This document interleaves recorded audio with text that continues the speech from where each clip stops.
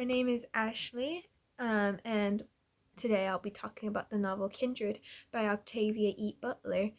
And this story follows the main character, or the protagonist, called Dana. She is a modern black woman in 1976, born and raised in California.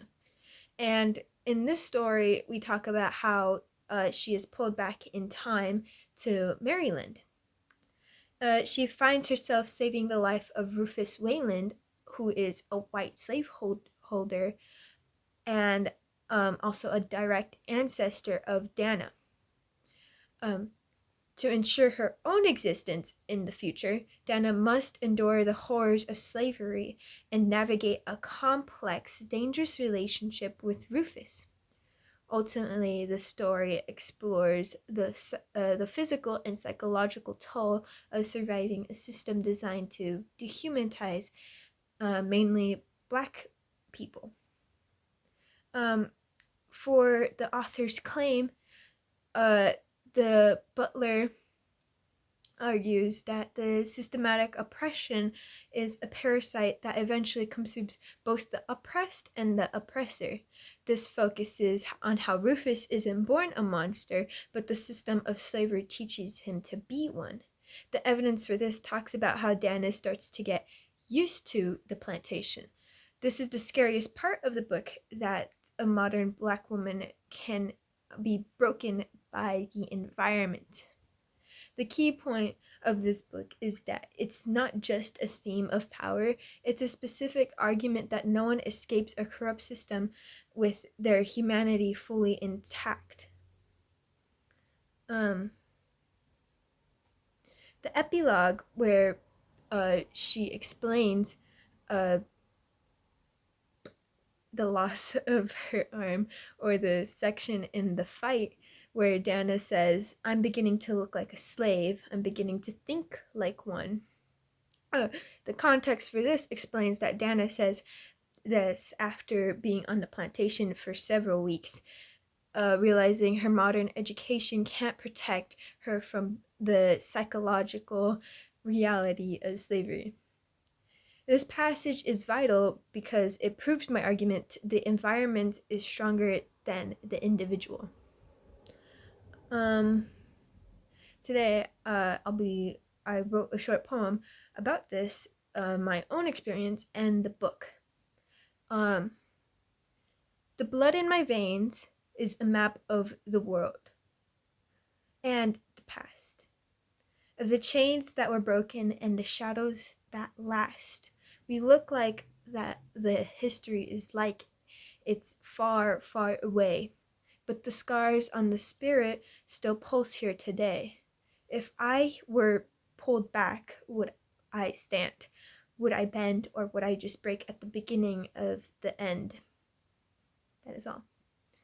And for my book cover,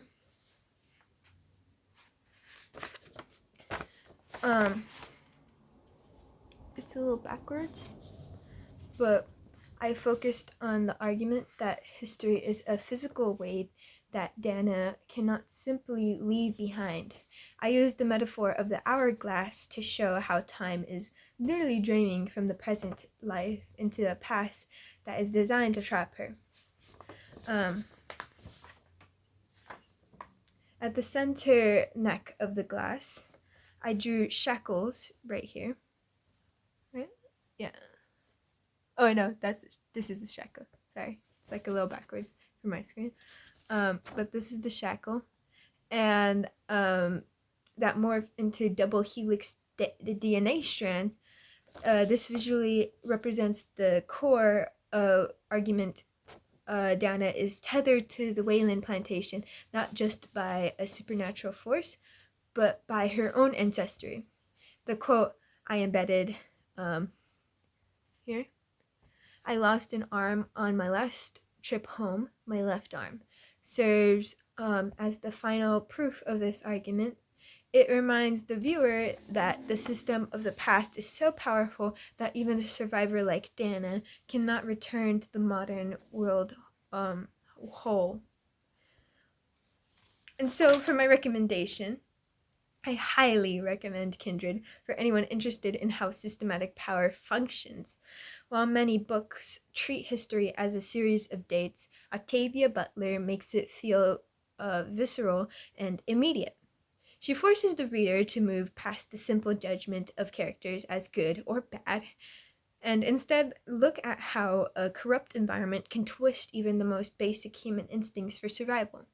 It is a challenging read, but essential for understanding the psychological scars that history leaves on a person. Um, so for my conclusion, in conclusion, Kindred serves as a haunting reminder that we never truly finish with the past.